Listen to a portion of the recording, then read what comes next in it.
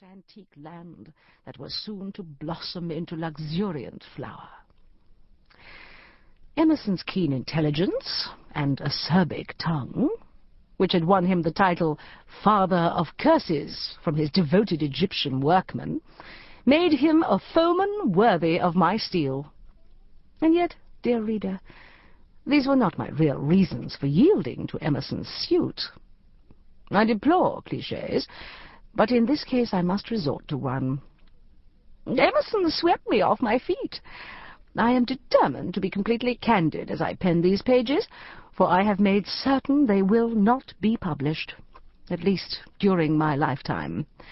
They began as a personal journal, perused only by a critic whose intimate relationship gave him access to my private thoughts.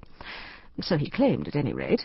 As his remarks on the style and content of my writing became more critical, I decided to disallow the claim and lock up my journals. They are therefore mine alone, and unless my heirs decide that the scholarly world should not be deprived of the insights contained therein, which may well occur, no eyes but mine will read these words. Why, then, the gentle reader will ask, do I infer his or her existence by addressing her or him? The answer should be obvious. Art cannot exist in a vacuum.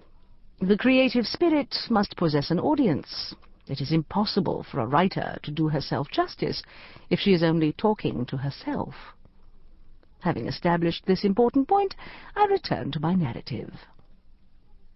Not only did Emerson sweep me off my feet, I swept him off his. I speak figuratively, of course. By current standards, I am not beautiful. Fortunately for me, Emerson's tastes in this area, as in most others, are highly original. My complexion, which others find sallow and dark, he described, on one memorable occasion, as resembling the honey of Hymettus. My coarse jet-black hair, which refuses to remain confined in braids, buns, or nets, arouses in him a peculiar variety of tactile enjoyment. And his remarks about my figure, which is unfashionably slender in some areas and overly endowed in others, cannot be reproduced, even here.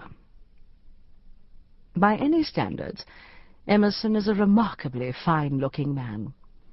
He stands over 6 feet tall, and his stalwart frame possesses the elasticity and muscular development of youth, thanks to a vigorous outdoor life. Under the rays of the benevolent Egyptian sun, his brawny arms and rugged face turn golden brown, forming a striking setting for the sapphire brilliance of his eyes. The removal of his beard, at my urgent request, uncovered a particularly attractive dimple in his chin. Emerson prefers to call it a cleft when he refers to the feature at all, but it is a dimple. His hair is sable, thick and soft, shining with Titian gleams in the sunlight.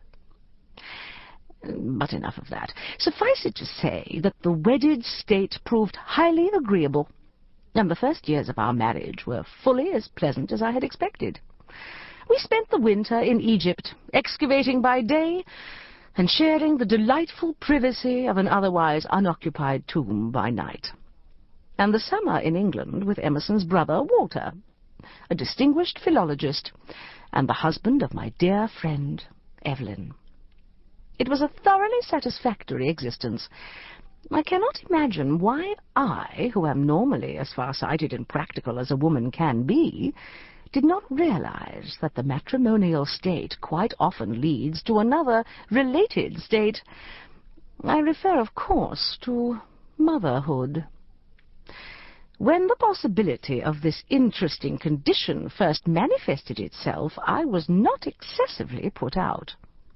According to my calculations, the child would be born in the summer, enabling me to finish the season's work and get the business over and done with before returning to the dig in the autumn.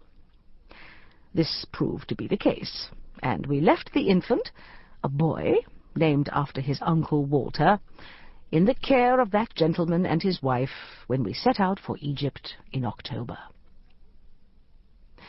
What ensued was not entirely the child's fault. I had not anticipated that Emerson's next view of his son the following spring would induce a doting idiocy that manifested itself in baby talk, and in a reluctance to be parted from the creature. Ramses, as the child came to be called, merited his nickname. He was as imperious in his demands, and as pervasive in his presence, as that most arrogant of ancient Egyptian god-kings must have been. He was also alarmingly precocious. A lady of my acquaintance used that term to me after Ramses, aged 4, had treated her to a lecture on the proper method of excavating a compost heap. Hers, in point of fact. Her gardener was extremely abusive. When I replied that, in my opinion, the adjective was ill-chosen, she believed me to be offended. What I meant was that the word was inadequate. Catastrophically precocious would have been nearer the mark. Despite his devotion to the child, Emerson pined in the dreary climate of England. I refer not only to its meteorological climate, but to the sterile monotony of academic life to which my husband had been doomed by his decision to forego his Egyptian excavations. He would not go to Egypt without Ramses, and he would not risk the boy's health in that germ-infested part of the world.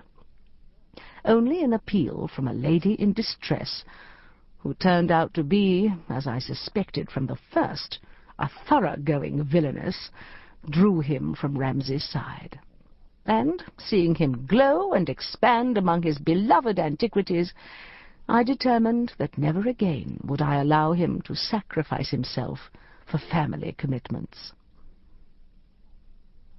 We decided to take Ramses with us the following year, but a series of distressing events allowed me to postpone that pleasure. My dear friend and sister-in-law, Evelyn, who had produced 4 healthy children without apparent effort, suffered 2 successive disappointments, as she called them. The second miscarriage threw her into a state of deep depression. For some reason, possibly related to her confused mental condition, she found Ramses's company comforting and burst into tears when we proposed to take him away. Walter added his appeals, claiming that the boy's merry little tricks kept Evelyn from brooding. I could well believe that, because it required the concentrated attention of every adult in the household to restrain Ramses from self-immolation and a widespread destruction of property. We therefore yielded to the pleas of Ramses's aunt and uncle, I with gracious forbearance, Emerson with grudging reluctance. When we returned from Egypt the following spring, Ramses seemed nicely settled at Chalfont, and I saw no reason to alter the arrangement. I knew, however, that this excellent situation, excellent for Evelyn, I mean, of course, could not endure forever. But I decided not to worry about it. Sufficient unto the day, as the Scripture says. The day duly arrived. It was during the 3rd week in June. I was at work in the library trying to get Emerson's notes in order before he returned from London with the next installment. Some dark premonition undoubtedly brushed my mind, for though I am not easily distracted, particularly from a subject that enthralls me as much as 18th dynasty rock-cut tombs, I found myself sitting with idle hands, staring out at the garden. It was at its best that lovely summer afternoon. The roses were in bloom, and my perennial borders were looking their loveliest. None of the plants had been trampled or dug up. The blossoms had been culled with tender deliberation by the expert in that trade, not torn out, roots and all, to make bouquets for the servants and the dogs. The smooth green turf was unmarked by small booted feet or the holes of amateur excavation. Never before had I seen it in that pristine condition. Ramses had begun walking a month after we moved into the